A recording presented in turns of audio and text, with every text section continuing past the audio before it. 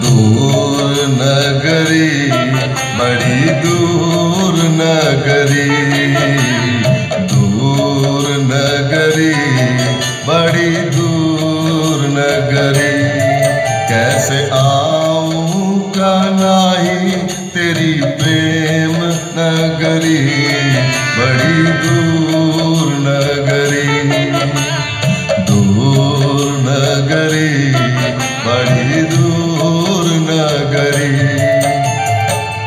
रात को आऊं तो डर मोहि लागे, रात को आऊं तो डर मोहि लागे, दिन में आऊं तो, दिन में आऊं तो देखे सारी नगरी, देखे सारी नगरी, दूर नगरी बड़ी दूर नगरी,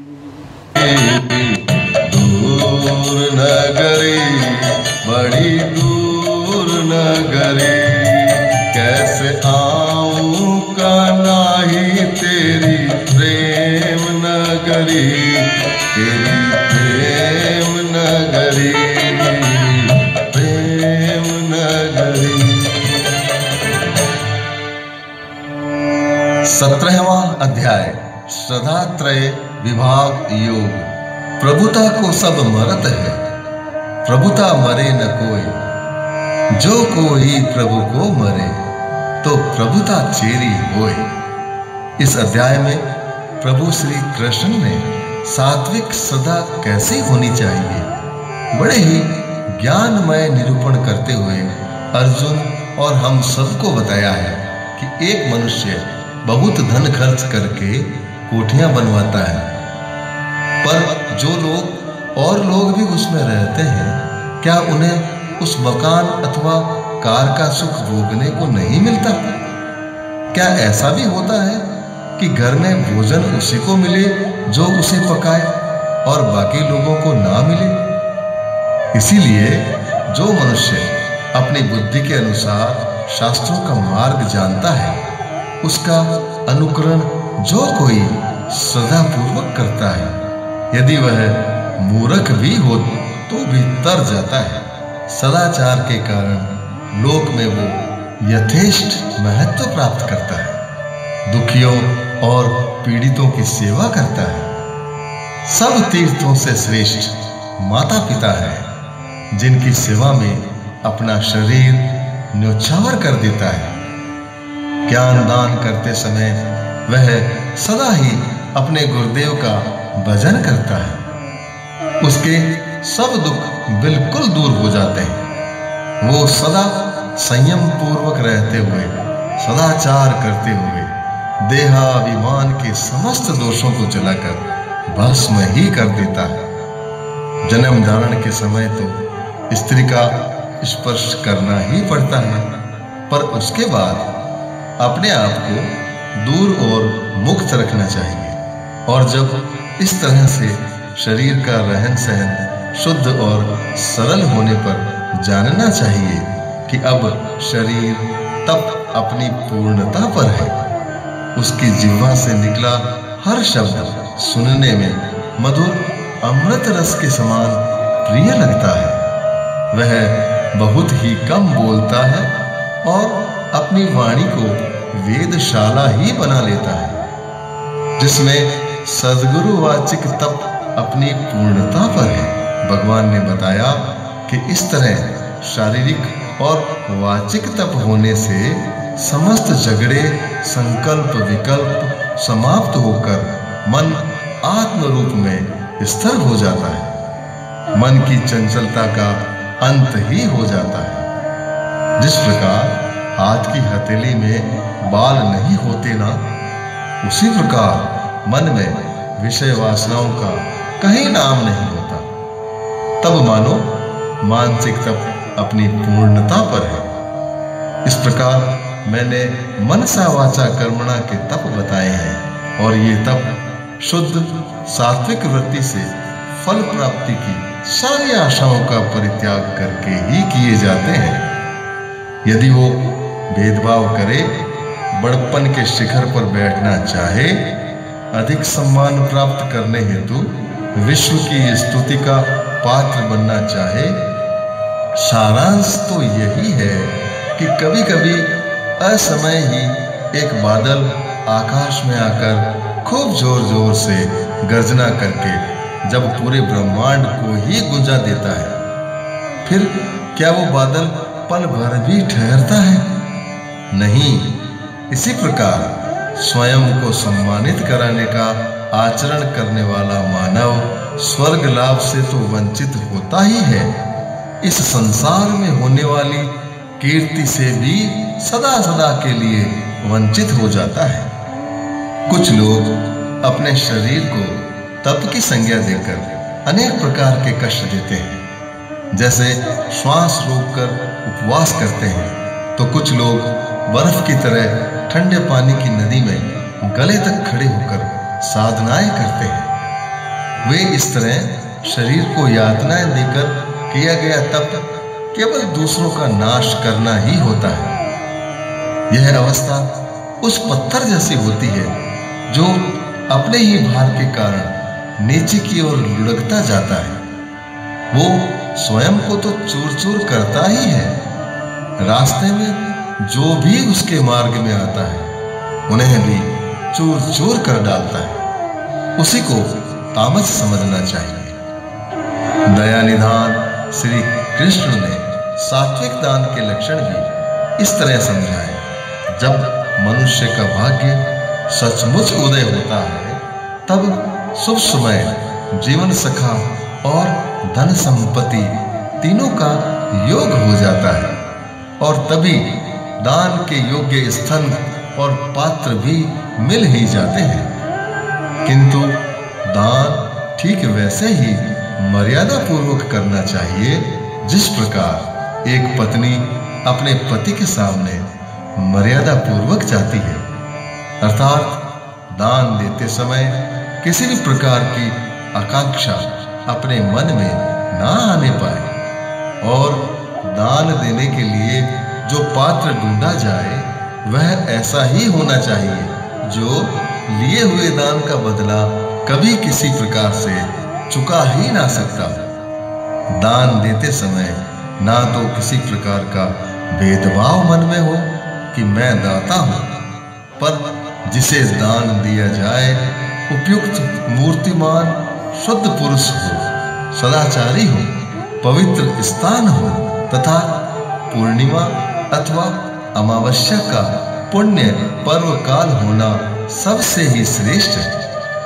परम दयालु साक्षात श्री कृष्ण ने अपने प्रिय शिष्य अर्जुन को मोक्ष रूपी रतन के दर्शन किस तरह होंगे यह बताया कि वेदों ने इस संसार पर कृपा करके एक ऐसा मंत्र दिया जिसकी सहायता से अद्वैत स्वरूप का व्यक्त रूप से अनुभव किया जा सकता है।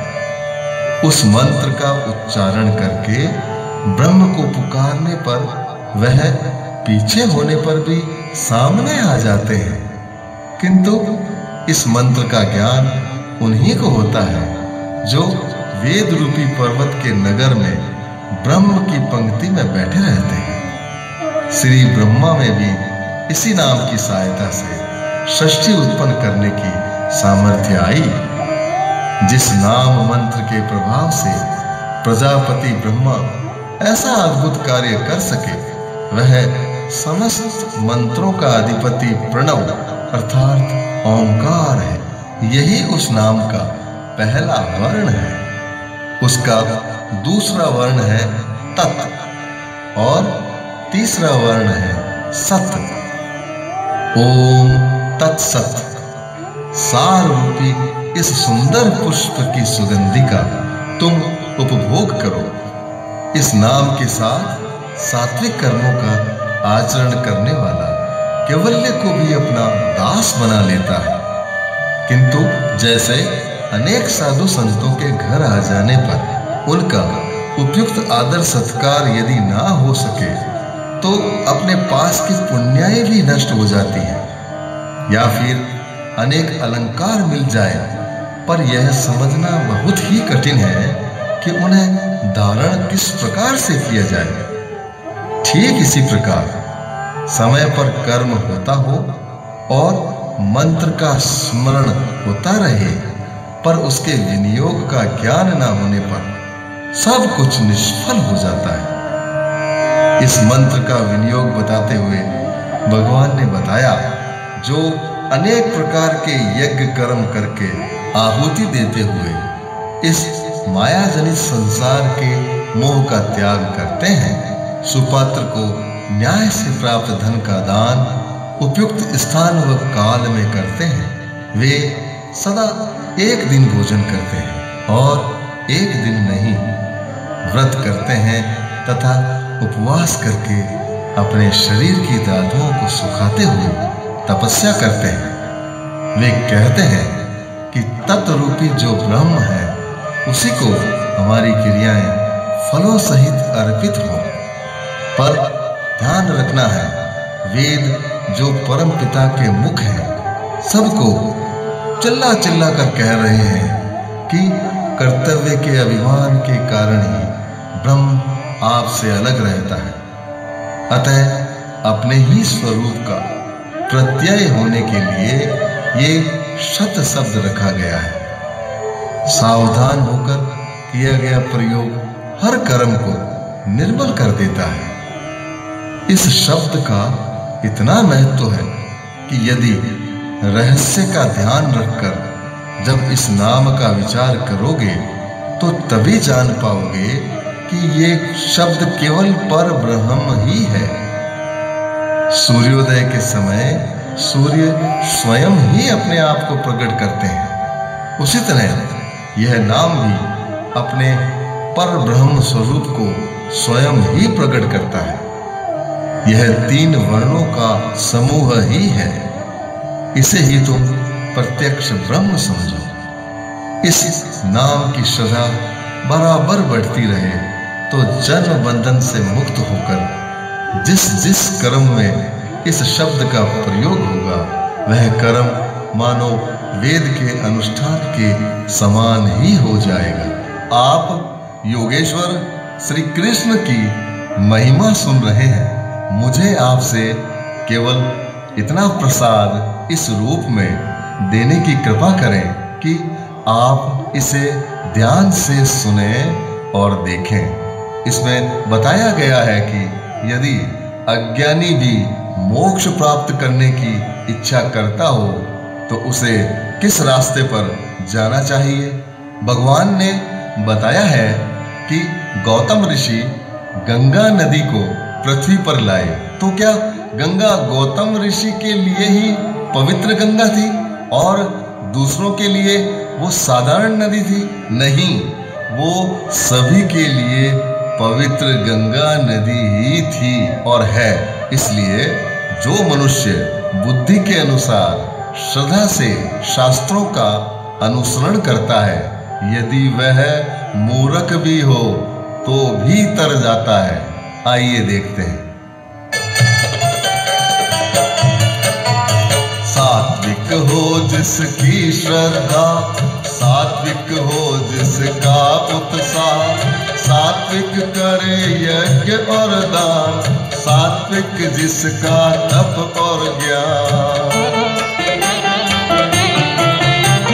सात्विक हो जिसका आहार, निश्चय मिले स्वर्ग का द्वार। सदा लगाओ मुझ में मन, सदा लगाओ मुझ में मन, निश दिन करो मेरा सुमिरन। और कर्म का करके त्याग, अर्जुन मेरी शरण में लाग। मेरी शरण में जो भी पड़ता, सभी पाप में उनके हरता। परम धाम मेरा वे पाते, पुनर्जन्म में कभी न आते। अगम अनादि अनंत स्वरूप, अगम अनादि अनंत न पावे रूप। कृष्णाय वासुदेवाय हरये परमात्मने प्रणत क्लेश नाशाय गोविंदाय नमो नमः। कृष्णाय वासुदेवाय हरये परमात्मने प्रणत क्लेश नाशाय गोविंदाय नमो नमः। गोविंदाय नमो नमः। गोविंदाय नमो नमः। 18